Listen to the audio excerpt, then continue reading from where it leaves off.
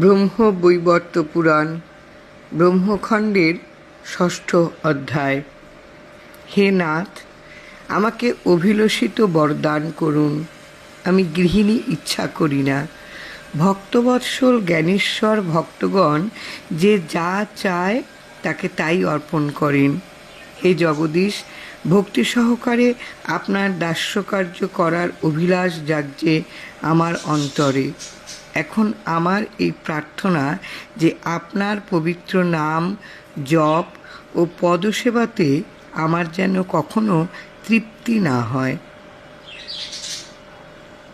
আমি যেন স্বপ্ন, জাগরণ প্রভৃতি সকল অবস্থাতেই বারংবার আমার পঞ্চমুখে আপনার মঙ্গলময় নাম ও গুণগান করতে করতে ভ্রমণ করতে পারি।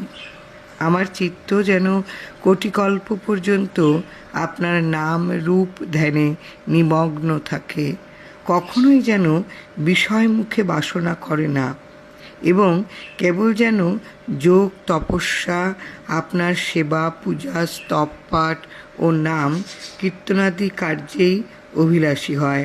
তা না হলে আমার চিত্ত অতিশয় ক্লেশ পাবে।